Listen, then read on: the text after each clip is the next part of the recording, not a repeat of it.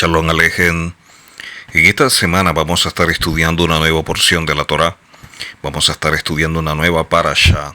Y en este caso es la parashá Tetzaveh, que traduce como ordena. En esta porción de la Torá vamos a estar evaluando dos puntos y a través de ello poder seguir aprendiendo en relación a la Torá y todo lo que representa para nosotros la misma. Por lo tanto, vamos a estar estudiando esta parashá, que es la número 20, desde que comenzamos el estudio desde Bereshit. La porción de la Torá comienza en Éxodo 27:20 hasta el capítulo 30, verso 10.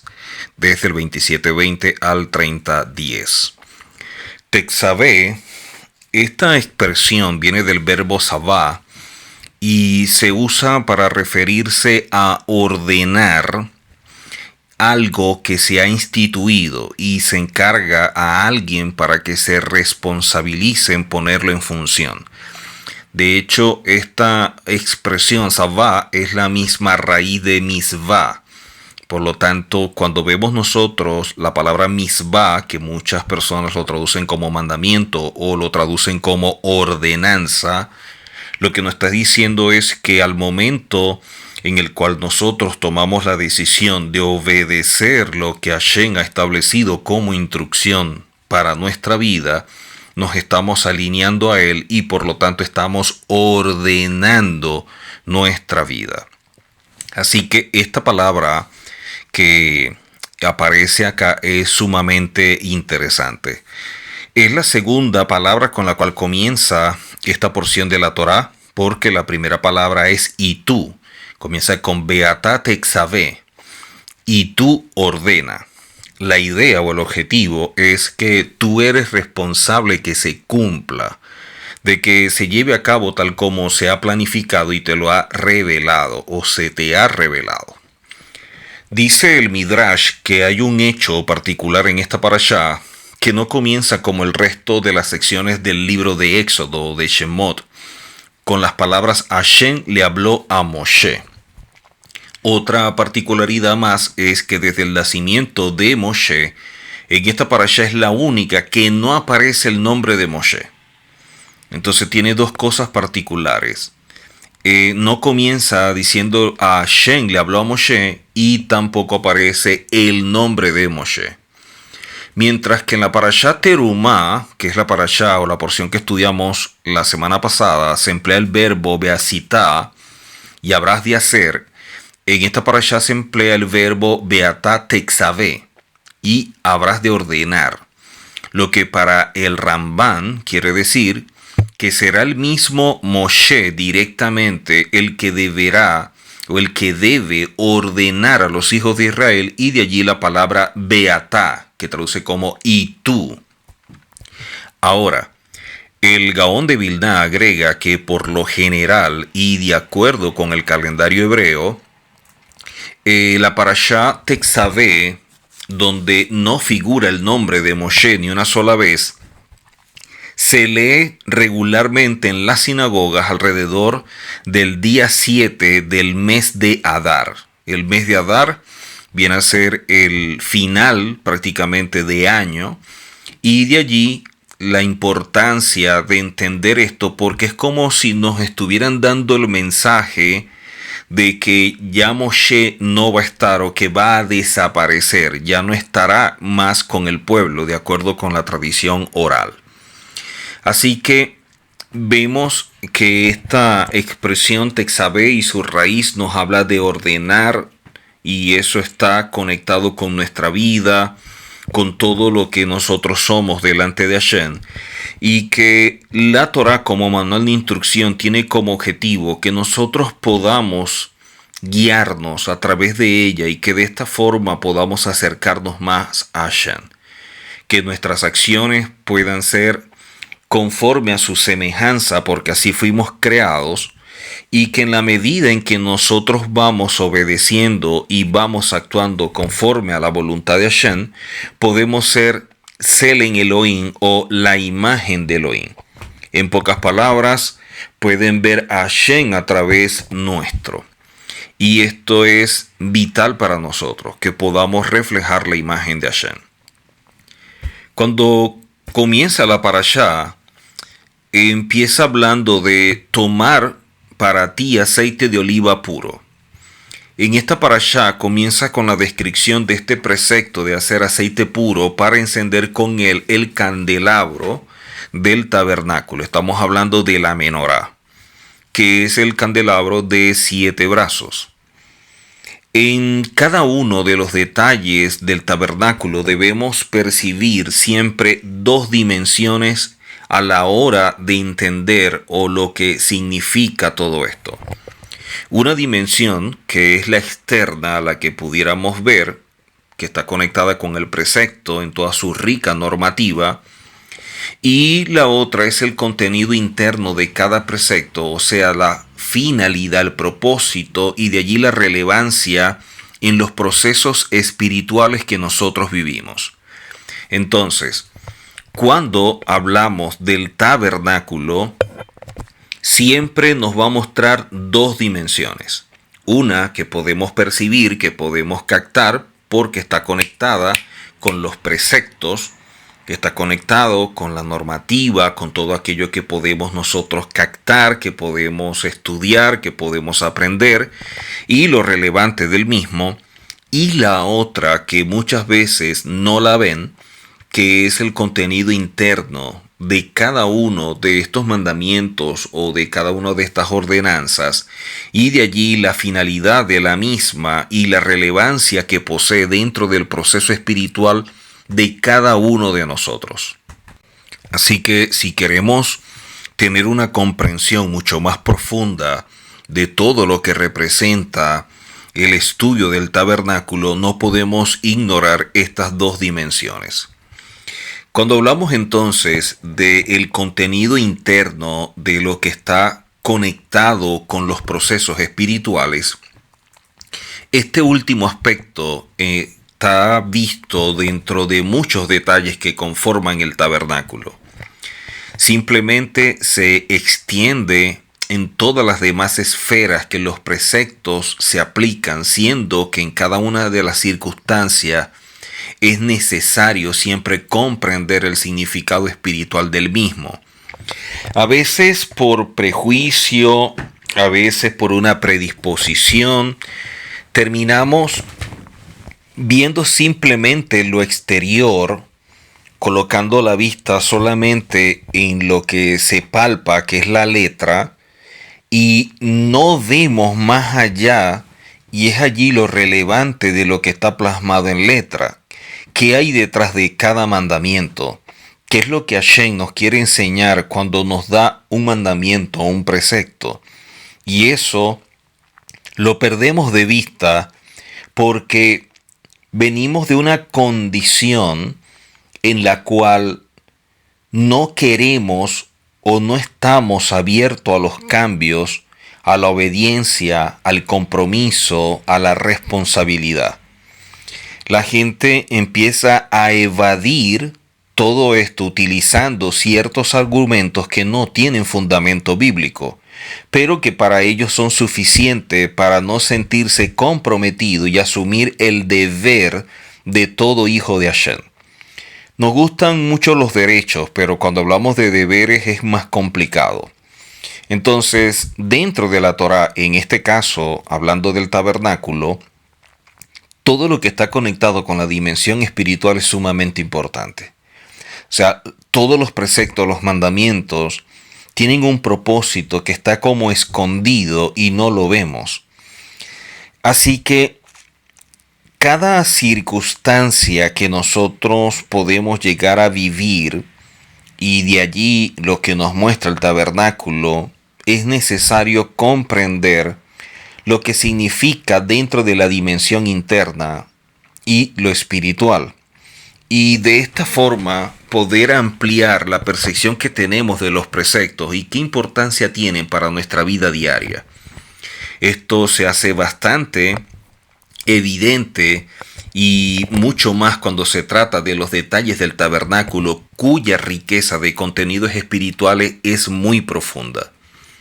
Así, cuando profundizamos el significado que tiene dentro del marco de la Torá de Israel, el traer precisamente el aceite, porque comienza hablando del aceite, elaborado de manera especial para encender el candelabro, la menorá, podemos internalizar que estamos frente a un tema trascendente.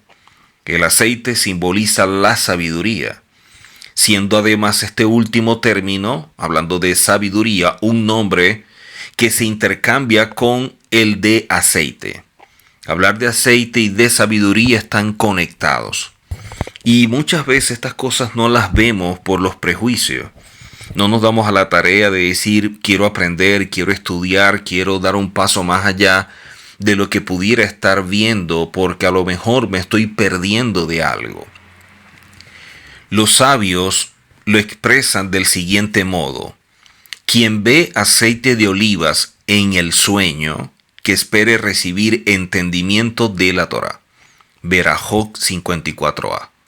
Y además, aceite de olivas, esto simboliza a los sabios maestros que están en la tierra de Israel, que son suaves unos con otros en la forma de conducirse y de enseñar a cómo vivir, como el aceite de olivas, como aparece en Sanedrín 24.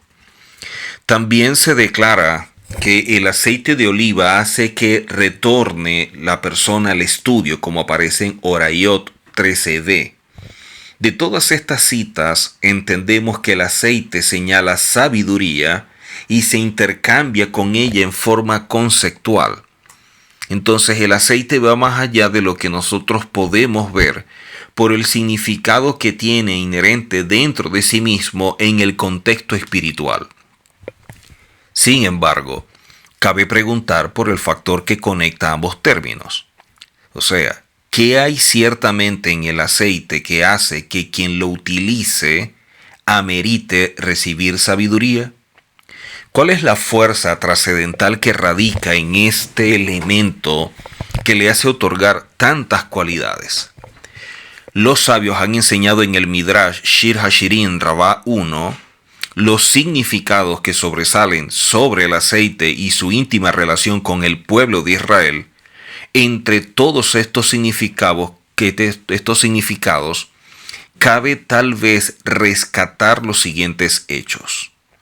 Lo primero que podemos destacar y resaltar dentro del significado del aceite es que el aceite no se mezcla con otros líquidos. El aceite no se mezcla con otros líquidos. Así pues, algún mensaje podemos ver de forma clara, más allá de otros que pueden estar escondidos en todo esto. El más claro y evidente es que el aceite no se mezcla con otros líquidos. Ahora, ¿qué significa esto? Del mismo modo que la persona es hijo de Hashem y parte de un pueblo que tiene que caminar en Kedushá, en la santidad, y que es visto como una gota de aceite entre las naciones del mundo que como el agua tratan de diluir su presencia. O sea, nosotros como esa gota de aceite vivimos en un entorno que trata de influir en nuestra vida para que de alguna manera perdamos el propósito malogrando nuestra identidad. Cuando yo empiezo a mezclarme, cuando yo empiezo a alinearme a el entorno y ajustarme a todas esas condiciones que son parte de su cultura y de su idiosincrasia, voy perdiendo la mía.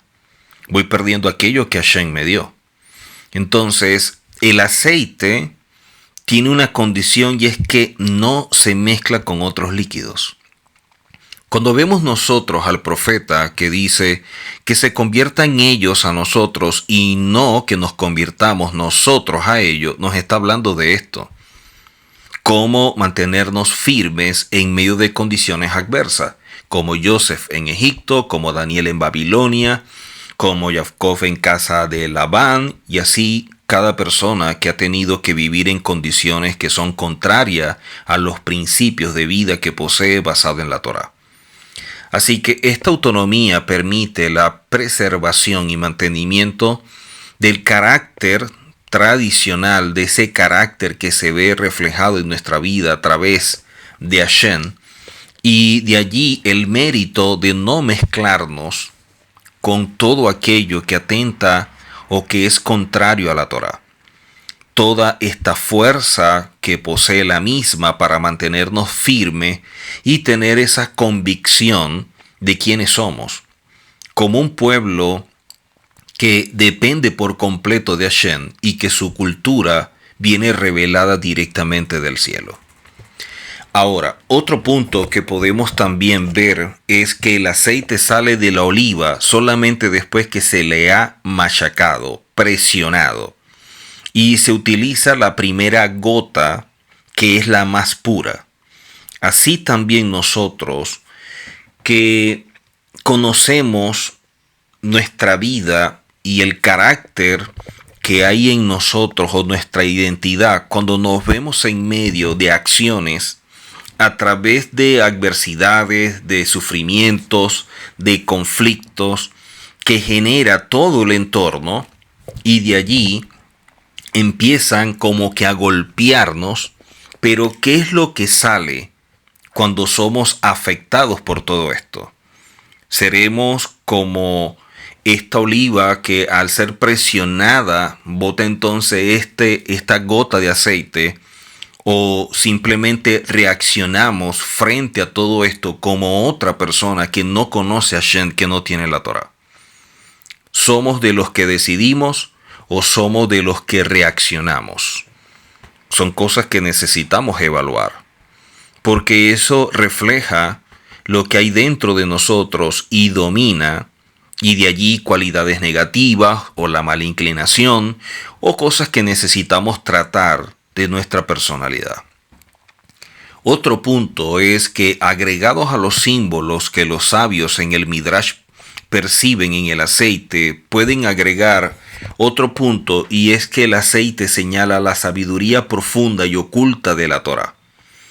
Así como el vino burbujea cuando lo sirven y hace ruido y su presencia se percibe, en cambio el aceite es vertido en silencio, como si viera sin ser visto.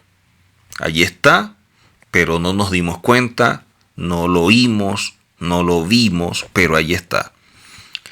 Esto refleja la profundidad de lo que representa el aceite, de lo íntimo de la sabiduría que debe estar presente en nuestra vida. Allí estamos y de pronto no somos vistos, pero somos personas que somos parte de procesos de cambios para ayudar, para cooperar en la vida de otros. Hay personas que son como el vino, que hacen mucho ruido, que se ven, que son extrovertidos, que llaman la atención, mientras que nosotros pudiéramos ser más bien como el aceite. Más bien tratar de pasar por desapercibido, no querer ganar ese honor ni el aplauso, pero podemos ser parte de procesos de cambio, podemos ayudar, podemos tender la mano, podemos dar un consejo, y eso es lo más importante. Entonces, son cosas que aprendemos de todo esto. Así que las propias olivas se pueden observar y son amargas, a pesar de que su contenido es aceite y este es más bien un poco dulce. El Maharal de Praga explica que la cualidad de la discreción y el silencio son bases para el éxito en el mundo de lo espiritual y ayuda en lo material. Así que es importante cuando vemos todo esto, porque así como la reina Esther, cuyo nombre proviene de una raíz que significa ocultar, ameritó que se le hiciera un milagro como consecuencia de su ejemplar discreción, siendo ella misma símbolo del mundo del oculto, como aparece en el Or Hadash en la página 117. De tal modo se explica que Esther mandó atuendos especiales a Mordejai para que se cambiara las ropas de luto que se había puesto en señal del duelo por el terrible decreto de exterminio, para señalarle con esta alusión que él debía ocultar sus acciones de tal manera pudiera llegar a tener éxito. Las características del aceite desde una perspectiva espiritual, y por este motivo encontramos que después de haber participado de un banquete era costumbre en tiempos de la Guemará como aparece en Berajot 53b, de untarse las manos con aceite y recitar el siguiente verso: santifíquense y sean santos porque yo soy Hashem, su Elohim, como aparece en Levíticos 20. Y esto no era una simple metáfora, sino que por el contrario hay en ello una profundidad, porque el aceite señala un nuevo nacimiento, un salir del oculto de la creación, como se declara. Lo que está concentrado en las olivas ilumina los rostros cuando se le unta y alumbra los cuartos. Y al Shimoni, Shir Hashirim 247 y 981. Entonces, ¿cuán importante es todo esto? Cuando vemos nosotros cómo podemos santificarnos y que el aceite representa esa kedushá o esa santidad, y cómo las personas podían untarse al aceite, recitar estos versos y lo que representaba para su vida. Y ya que el aceite era visto como un nuevo nacimiento, entonces muchas personas, cuando cambiaban de condición, de lugar, de posición, entonces podían hacer esto y de esta manera empezar una nueva vida. Así que vemos muchas cosas importantes que son interesantes, que son necesarias. Por eso el aceite recibe además en la Torá muchas cosas al momento de definirlo por la profundidad del mismo. Así que vemos en la Torá que el aceite recibe el denominativo de Itzhar, de una raíz que significa iluminar, y se conecta con la palabra mediodía en hebreo, Saorayim, de la misma raíz, debido a que alumbra como el mediodía. Así lo vemos relacionado con el verso que declara el mandato divino a Noah: un Zohar harás el arca, o entre luminosos harás el arca. De estos conceptos, entonces, podemos estudiar que se pierde mucho de la luz de la Torá cuando se realizan sus preceptos con finalidad de publicidad, cuando se busca destacar delante de los demás, cuando se busca el honor, el aplauso, el reconocimiento.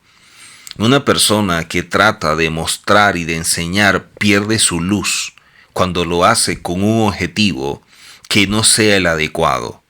Cuando el objetivo es mostrarle a otros que yo sé, que yo conozco, cuando el objetivo es cuántas personas me siguen, cuántas personas me oyen, cuántas personas me honran, me aplauden y pueden decir palabras que llenan, simplemente es una persona que pierde la luz, porque la soberbia cierra todo, ya que la soberbia viene a ser una consecuencia de una persona que transita en la bodazara, o lo que es igual a la idolatría.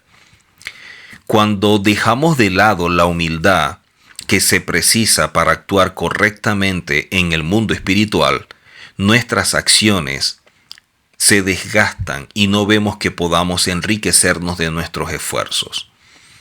Cuando dejamos la humildad, que es la manera como debemos conducirnos, siempre en humildad, entonces podemos mantener esa luz. Pero cuando no hay humildad, esa luz se pierde. Leemos en el tratado Abot de Rabbi Natán, en el capítulo 38, cuando sacaron a Ramban Galiel para matarlo. Este hecho es visto como uno de los 10 mártires que fueron asesinados por el Imperio Romano. Ramban Galiel le dijo a Rabbi Ishmael: hermano, ¿por qué me llevan para matarme? Le respondió Rabbi Ishmael: tal vez tú, cuando enseñabas, solías hacerlo en forma pública y tu corazón se alegró, se enorgulleció y tuviste placer de las palabras de la Torá. Le replicó entonces Ramban Galiel: ahora entiendo lo que me está pasando. Gracias por tu consuelo. ¿Esto qué nos indica? Podemos concluir, si el gran sabio que todo lo que hacía lo hacía para mayor gloria de la Torá, pudo haber tenido un placer vano por su labor y servicio, y esto le causó un castigo tal que fue a la muerte, cuanto más una persona que toda la intención de su labor o servicio es tener placer, es buscar la admiración del público, es el reconocimiento, es la búsqueda del honor. Esas son cosas que necesitamos nosotros meditar y evaluar. De los contenidos que vemos nosotros a través de los sabios, a través del aceite podemos ver y aprender reglas de comportamiento para nuestra vida cotidiana y de esta manera percibirlo en lo trascendental. A través de cada uno de los detalles del tabernáculo, una enseñanza que nos conecte cada vez más con el mundo de la espiritualidad. Las tres características traídas para identificar al aceite y su relación con los que son parte del pueblo de Israel, con cada hijo de Hashem, son los pilares sobre los cuales se funda la consecuencia de este elemento, o sea, como ya hemos dicho previamente, la sabiduría. Es necesario que una persona tenga al menos estas cualidades y que sepa mantener su posición, su templanza, su humildad, que tenga la predisposición de que muchas veces pudiera pasar por adversidades, sufrimientos, dolor o tristeza, llegado el momento, y tal vez podemos agregar la más sobresaliente de todas.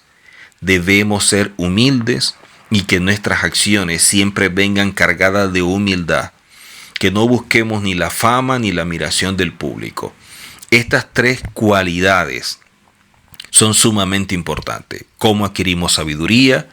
Entender que vivimos procesos, dificultades y adversidades cuando caminamos de forma correcta para alcanzar un objetivo y que debemos aprender de ellos.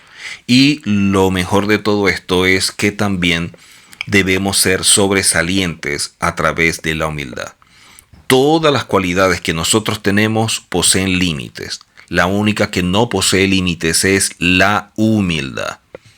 Así que tengamos esto presente en nuestra vida. La Torá, cuando continúa enseñando sobre el precepto para el cual se debe extraer aceite, nos relata el proceso del encendido y podemos ahora adentrarnos más en su significado, ya que el aceite era para que se eleve una vela constante. La posibilidad de proporcionar una luz constante está en la cualidad de los aceites y de las mechas. Estas son símbolos de actitudes humanas con respecto a la sabiduría. En tanto, estas actitudes reflejen comportamientos positivos, podremos ameritar de una luz constante y de no perderla, sino más bien de transmitirla. Todo esto lo aprendemos de esta parte que está relacionada con el aceite, con el servicio. Pero vamos ahora a estudiar otra que está relacionada con la Keuná, con el sacerdocio, que comienza en Éxodo 28, verso 1 y 2. Éxodo 28, verso 1 y 2. En esta parte de la parashá que estamos estudiando en esta oportunidad, en Éxodo 28, dice: Hashem le dijo a Moshe: separa a tu hermano Aarón y a sus hijos de los israelitas. Acércalos a ti para que Aarón y sus hijos, Nadab, Abiú, Eliezer e Itamar, sean sacerdotes para mí. Las vestimentas de los sacerdotes deberás confeccionar para tu hermano Aarón, vestimentas de santidad que sean para gloria y esplendor. Las vestimentas debían estar confeccionadas con los elementos donados por los israelitas para todo lo relativo al santuario, según el comentario de Rashi. En relación a esto es importante tomar en consideración lo siguiente. Hashem le dice a Moshe que separe a Aarón y a sus hijos. Habla de Nadab, Abiú, Eliezer y Itamar. Y establece que ellos serán sacerdotes para mí. Dice, serán sacerdotes para mí.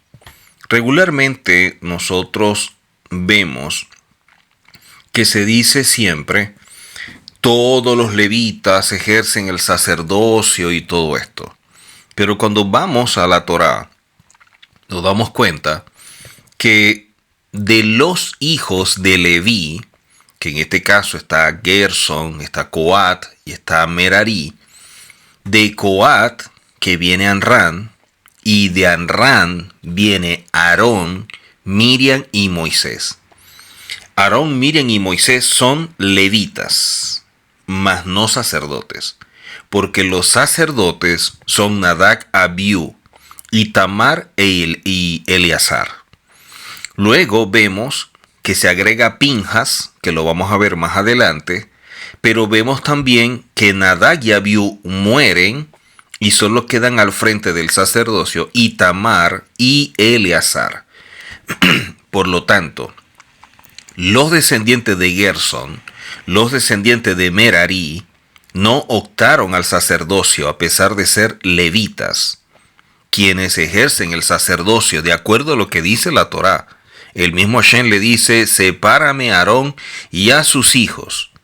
Ellos son levitas, es verdad, pero está hablando de Aarón, que viene siendo descendiente de Amram, y Amram viene siendo descendiente de Coat, y Coat es descendiente de Leví.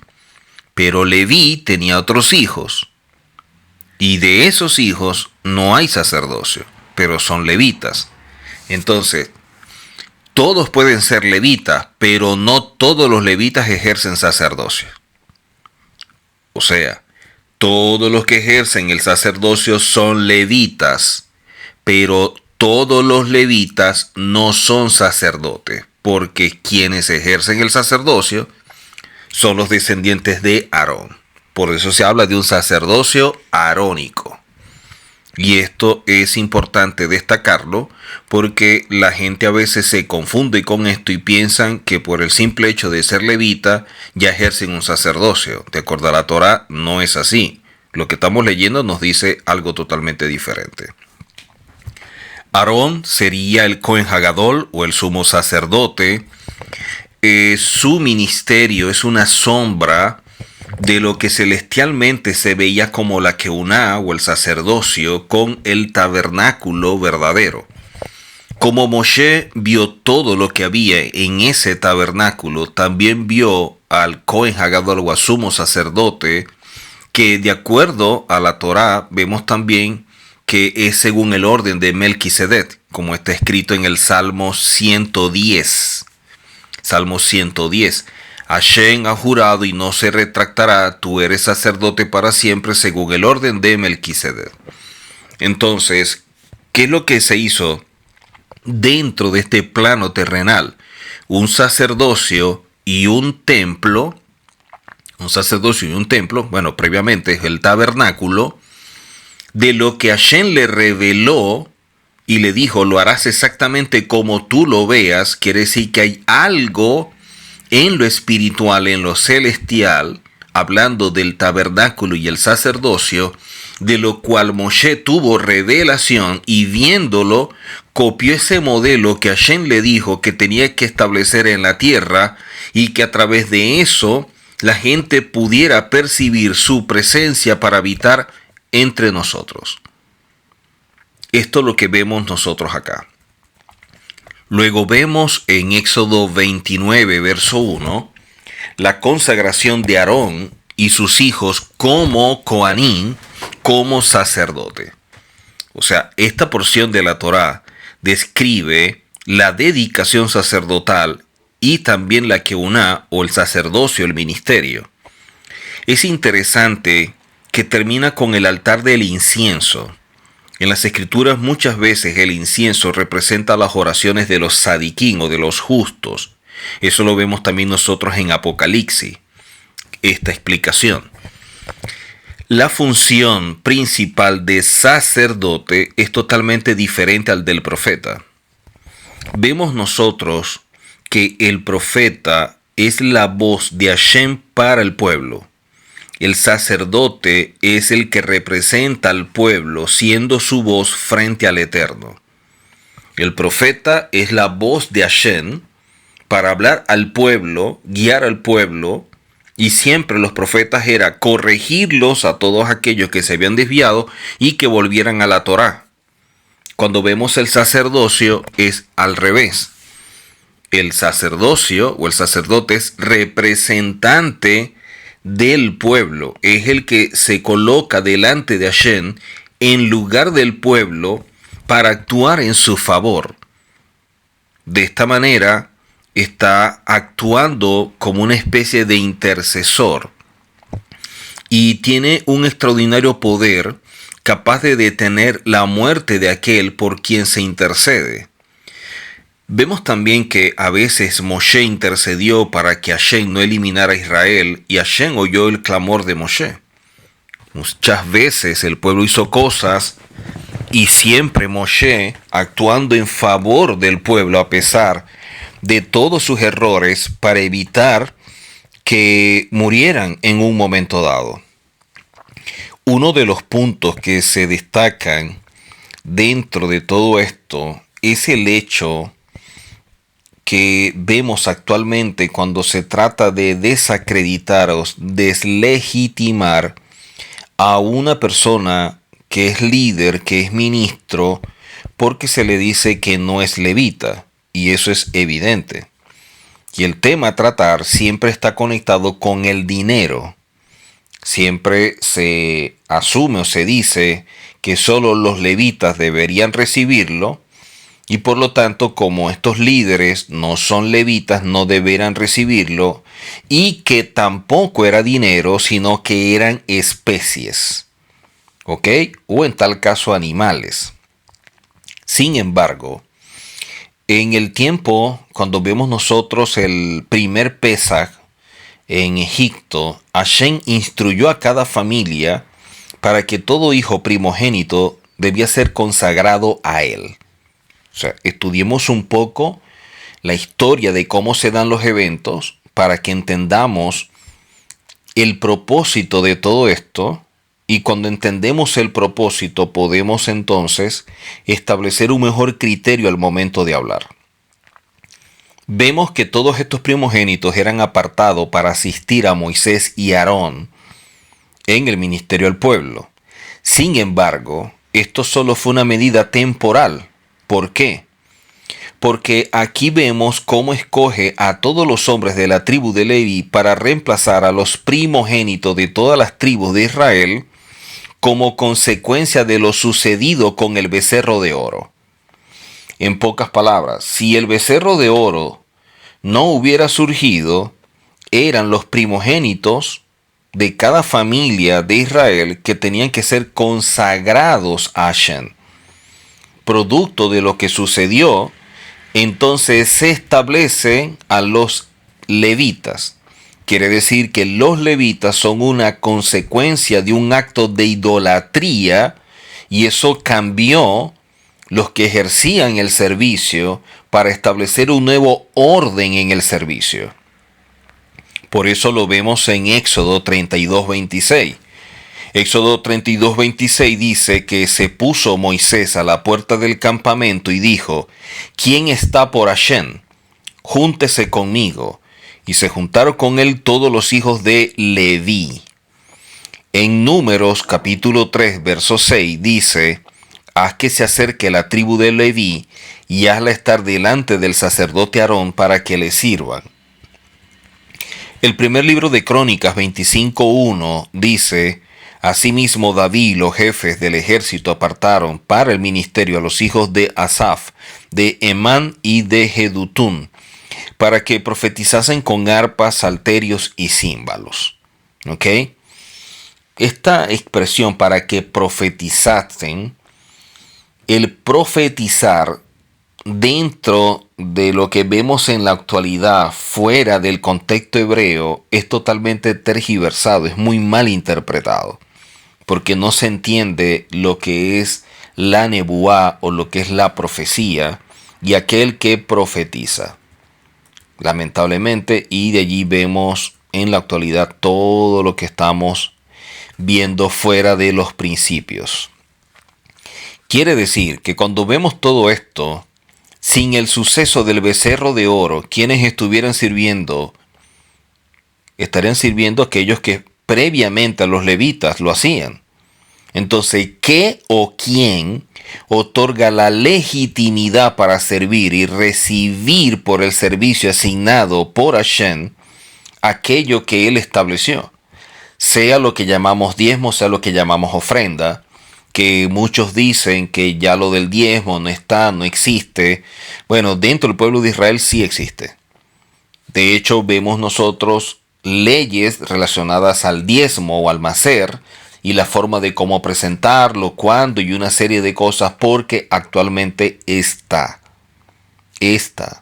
Un rabino recibe el diezmo de las personas que asisten, que son parte de esa comunidad o de esa yeshiva. Los que van a esa sinagoga siempre dan el diezmo. El único problema o quienes objetan esto son las personas que no son parte del pueblo de Israel, en este caso todos aquellos que son de otras religiones. Y argumentan esto, que estas personas o líderes actuales no son legítimos para recibir el diezmo y entonces también quedan excluidos del servicio. Si estos líderes, estos pastores o ministros no son legítimos para recibir el diezmo porque no son levitas, tampoco pueden entonces prestar un servicio. Lo que es igual dentro de una área es igual para lo otro. O sea, yo no puedo recibir el dinero porque no soy levita, tampoco puedo servir porque no soy levita, y se acabó. Pero no es así. Es que tú tienes que servir, pero lo que no puedes es recibir el diezmo. Entonces es un asunto de establecer conceptos de forma selectiva o una preferencia selectiva en ciertas áreas de la Biblia a conveniencia de aquel que la establece. Si esto fuera así, ¿cómo Hashem obvió algo tan importante al momento de constituir a líderes actuales y a los cuales le otorgó un don? ¿O son las personas que por sus prejuicios y predisposiciones descalifican a otro pero no a Hashem? Por la sencilla razón que su dinero no le gusta que se lo toquen, que aman su dinero y por lo tanto tratan de buscar cualquier argumento porque se sienten dueños y no administradores y buscan la forma de no aportar, demostrando que si existieran los levitas tampoco lo harían y buscarían cualquier pretexto para no dar el diezmo tampoco a los levitas. O sea, aquí el problema no es la autoridad, es la persona que no desea aportar, pero se esconde detrás de que, bueno, no son levitas y todo esto, pero no son sinceros consigo mismos. Vemos que el sacerdocio recae sobre los descendientes de Aarón, que son levitas, pero no sobre todos los levitas. Los hijos de Moshe son levitas, sin embargo no son sacerdotes. Vemos casos como Miriam, Samuel, Ezequiel, Esdras, Malaquías. Todos ellos fueron levitas, pero no fueron sacerdotes. Porque la Torá lo dice de forma muy clara: constituirás a Aarón y a sus hijos para que ejerzan su sacerdocio, y el extraño que se acercare morirá. Y esto lo vemos en Números capítulo 3. Dada la condición sacerdotal y responsabilidades en los concernientes a decisiones de naturaleza política y todo esto, los levitas constituían un grupo diferente al pueblo de Israel y a su vez respetado.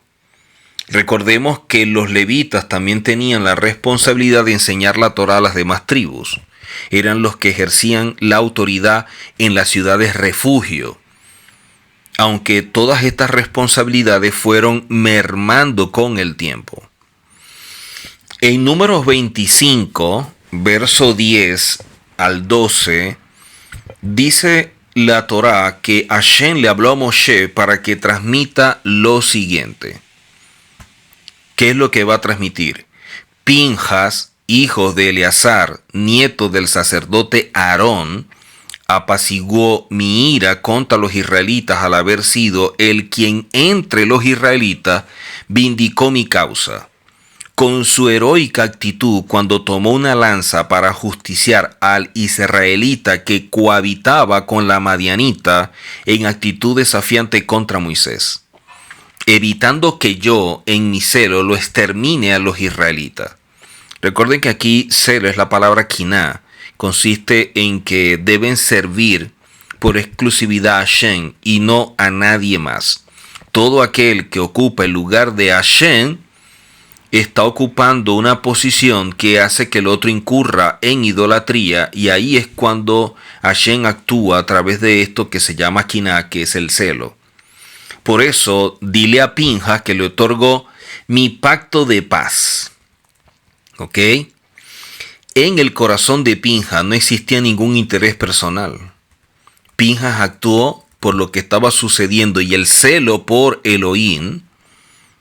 ¿Ok?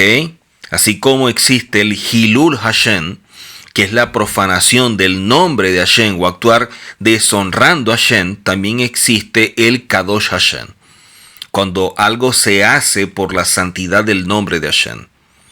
Por eso es que obtuvo perdón el pueblo de Israel por la acción de Pinjas. El odio hacia el mal que existía en el corazón de Pinjas no le permitió ni siquiera observar cómo uno de sus hermanos pecaba. Y mire lo que trajo todo esto, toda la enfermedad que vino sobre el pueblo. Su impulso fue la santidad. Por eso recibe como recompensa el sacerdocio eterno. Los moabitas, por el contrario, habían hecho pecar al pueblo de Israel entregándole a sus mujeres con el objetivo de desviarlo a su vida espiritual. La unión íntima, una relación entre hombre y una mujer, entre un hombre y una mujer que no tiene Torah, no es vista solo como un momento de placer, sino también es visto como un acto de desagrado a Hashem. Nos enseñan nuestros sabios que es más grave quien hace pecar a su compañero que aquel que lo mata. Por ello, dentro del pueblo hay cosas con una conexión espiritual, dentro de un contexto espiritual que muchas veces no se entiende.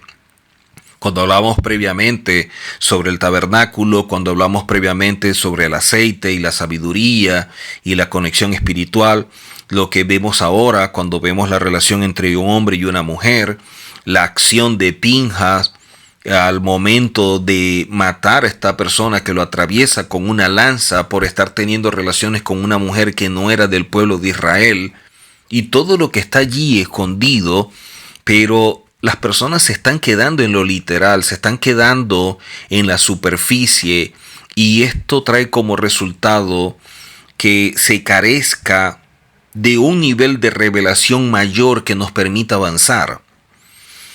En el Talmud, en Sebajín 19, dice que Pinjas no era Cohen, no era sacerdote antes de ejecutar a Sinri.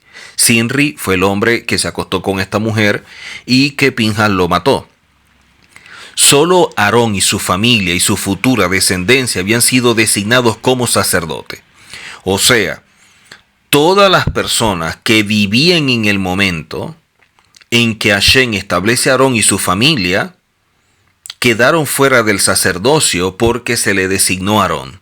Y Pinjas estaba vivo cuando fue establecido Aarón como sacerdote, al igual que su familia.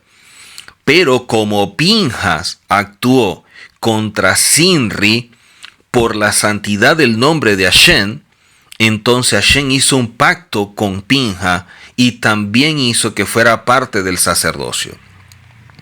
Por eso, como Pinjas ya había nacido cuando Aarón y sus hijos fueron instalados como sacerdote, él no tenía derecho de ser sacerdote por naturaleza, a pesar de que era levita, como lo vemos en Éxodo 28.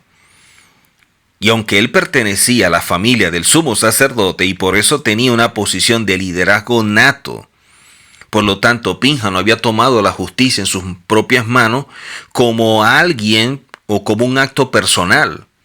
Lo hizo como parte de un liderazgo del pueblo y actuando en favor del pueblo y en favor de Hashem, por lo que estaba trayendo como consecuencia por la ira de Hashem a través de esta enfermedad que estaba matando por completo a toda la nación. Los estaba exterminando, los estaba acabando por completo.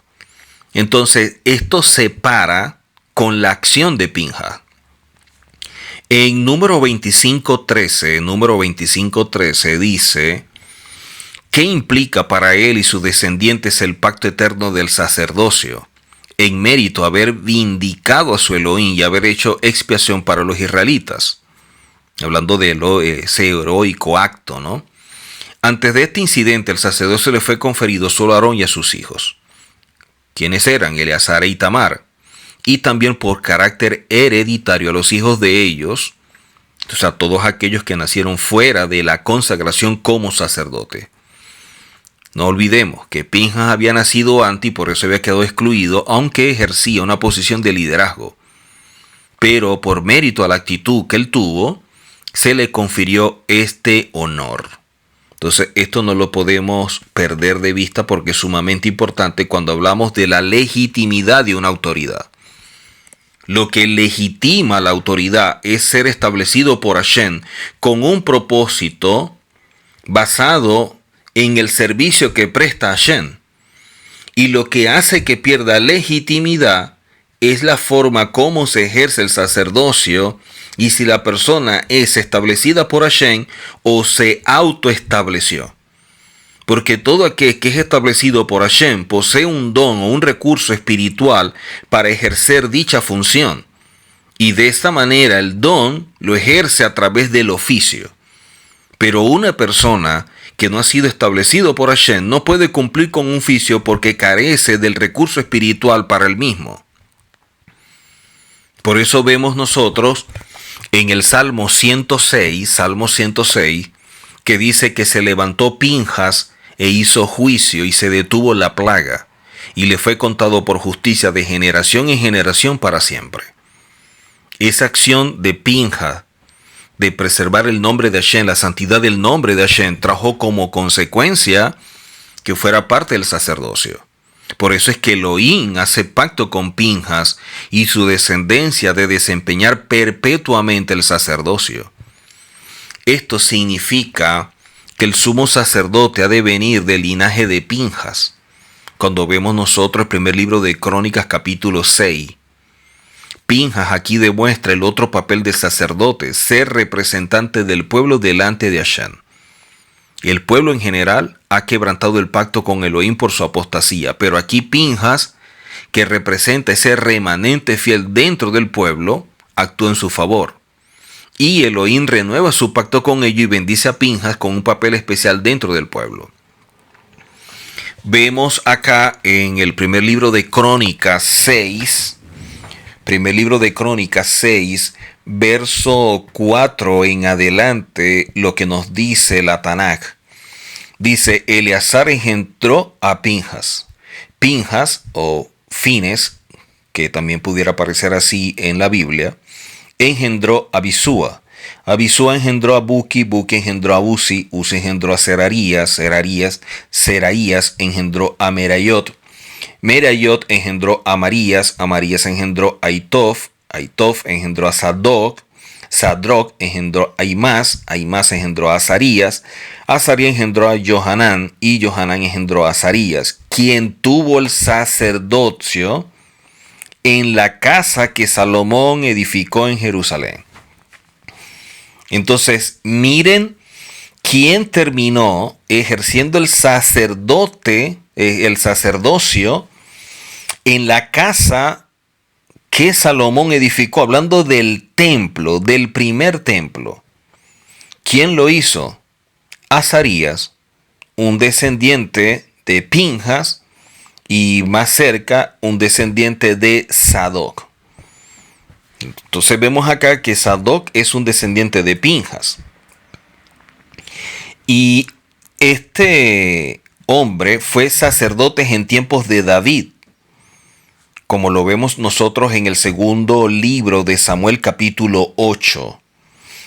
En el nuevo diccionario Certeza está escrito que Sadoc, o el justo, que es hijo de Aitod, que fue según el primer libro de Crónicas 6, dice que es descendiente de Eleazar, siendo el tercer hijo de Aarón. ¿Ok? Fue sacerdote de la corte de David juntamente con Abiatar, como aparece en el segundo libro de Samuel. Y tuvo a su cargo el arca, como aparece en el segundo libro de Samuel 15, capítulo 15. Tomó parte en el ungimiento de Salomón como sucesor de David cuando Abiatar apoyó a Adonías.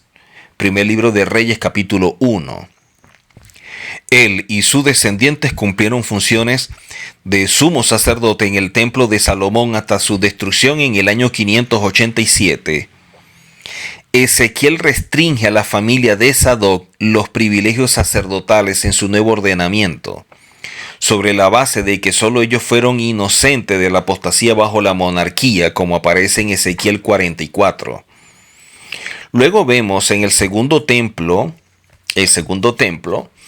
los de la familia de Sadoc retuvieron el sumo sacerdocio en forma continuada hasta el año 171 antes de la era común, cuando fue transferido a Menelao por Antíoco IV.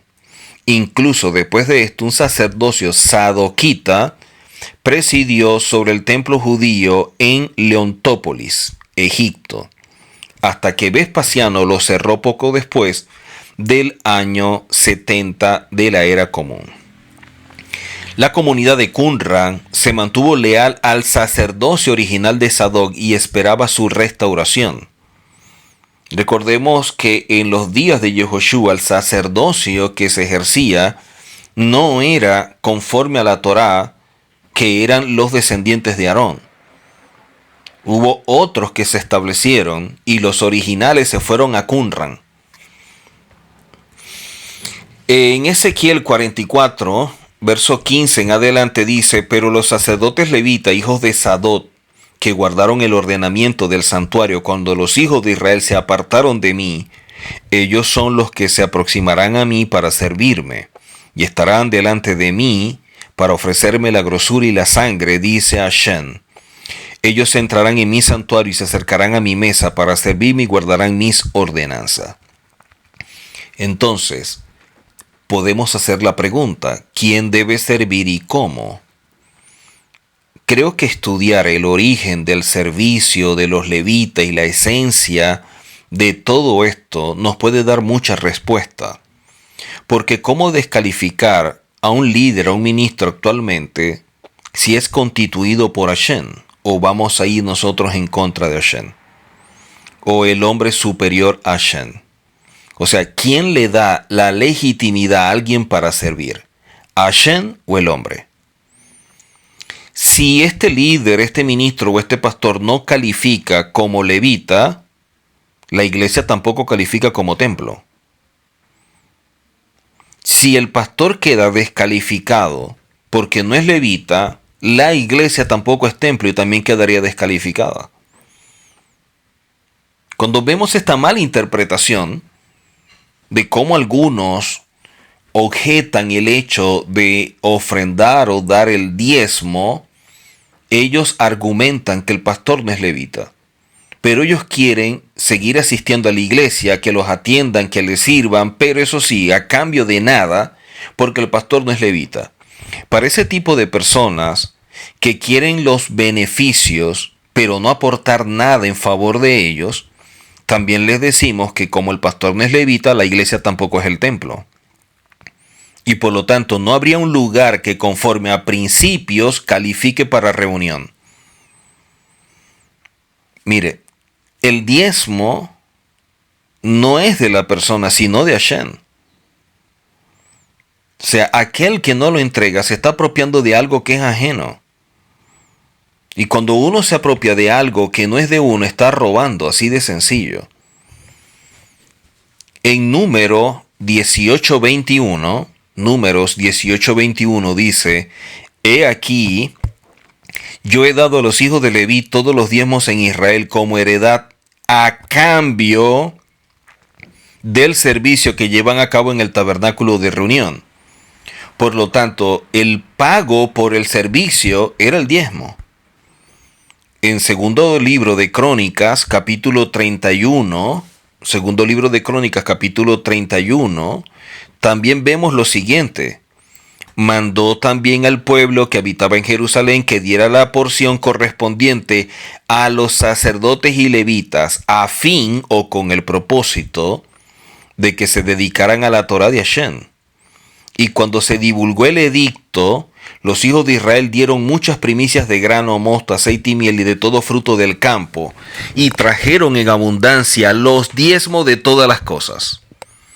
Y los hijos de Israel y de Judá que habitaban en las ciudades de Judá también trajeron el diezmo de bueyes y de ovejas, el diezmo de las cosas santas consagradas a Hashem su Elohim, y lo apilaron en montones. No entiendo por qué la gente puede llegar a pensar de que no se debe dar esto a Hashem, cuando la misma escritura y mucha gente se da golpe de pecho diciendo que hay un solo mandamiento o que hay dos. Hay gente que piensa así de forma equivocada, que hay solo dos mandamientos. Y el primero es amar a Hashem, tu Elohim, con todo tu corazón, con toda tu vida y con todas tus fuerzas. Cuando vamos al contexto hebreo, dice que amarás a Hashem, tu Elohim, con todo tu corazón, con toda tu vida y con todos tus bienes. Es como aparece originalmente. Entonces, si quieren sacar como argumento para no cumplir los mandamientos de que solo deben cumplir con uno, que es el que acabo de mencionar en Devarim o Deuteronomio 6:5, pues tampoco lo están cumpliendo, porque deben amar a Hashem también con todos sus bienes. Y por lo tanto, como buenos administradores, deberían dar el diezmo y a la vez ofrendar, ya que la ofrenda es lo que damos nosotros por agradecimiento, lo que nosotros queramos, mientras que el diezmo es de Hashem. Por eso que no existe cuando alguien dice, voy a entregar mi diezmo. No, no es tu diezmo, es de Hashem. Tú puedes decir, yo voy a entregar mi ofrenda, eso sí. El segundo libro de Samuel, capítulo 8, verso 15, en adelante dice, y reinó David sobre todo Israel, y David administraba justicia y equidad a todo su pueblo. Joac, hijo de Sarvia, era general de su ejército, y Josafat, hijo de Ahilud, era cronista. Sadoc, hijo de Aitov, y Ahimelet, hijo de Abiatar, eran sacerdotes. Seraías era escriba. Benaía, hijo de Joaída, estaba entre los cereteos y peleteos, y a los hijos de David eran los principales. Y esto también lo vemos en el primer libro de Crónicas 18. La forma como se administraba justicia, cómo se entregaba todo. Y vemos algo interesante, porque en Devarim 28 o Deuteronomio 28, Devarim o Deuteronomio 28, verso 47 en adelante, dice, por cuanto no serviste a Hashem tu Elohim con alegría y con gozo de corazón. Por la abundancia de todas las cosas servirás por tanto a tus enemigos, que enviare a Hashem contra ti con hambre y con sed y con desnudez, y con falta de todas las cosas, y él pondrá yugo de hierro sobre tu cuello hasta destruirte. No se sirve a Hashem con alegría y con gozo. Cuando una persona está sirviendo por dinero, cuando una persona está sirviendo por posición, por reconocimiento, por pleitesía, por ser a alguien, por enriquecerse, está actuando de mala manera, está actuando fuera de principios. Y esto es importante también presentarlo, así como presentamos lo otro, porque tenemos que ser objetivos y decir las cosas como son. En Jueces 17, 9 en adelante dice, y Micaía le dijo, ¿de dónde vienes? Y el levita le respondió, soy de Belén de Judá, y voy a vivir donde pueda encontrar lugar. Entonces Micaía le dijo, quédate en mi casa, y serás para mí padre y sacerdote, y yo te daré 10 siclos de plata por año, 10 siclos de plata, moneda, vestidos y comida. Y el levita se quedó. Agradó pues al levita morar con aquel hombre y fue para él como uno de sus hijos. Y Micaía consagró al levita y aquel joven le servía de sacerdote y permaneció en casa de Micaía. ¿Qué dice Micaía al respecto? Ahora sé que Hashem me prosperará porque tengo un levita por sacerdote. Hashem me prosperará porque tengo un levita por sacerdote. Quien recibe a alguien de autoridad en su casa, recibe recompensa asignada por Hashem a esa autoridad. Tú recibes a una autoridad de Hashem que está cumpliendo un propósito. De la misma forma, Hashem te va a bendecir y prosperar de acuerdo al nivel, de acuerdo al propósito de esa persona o de lo que Hashem tiene designado para esa persona. La actitud que prevalecía en los tiempos de Micaía, ¿cuál era? Vemos que dice acá en Jueces, dice, cada uno hacía lo que bien le parecía. Y esto es notablemente similar a las actitudes que prevalecen en la actualidad.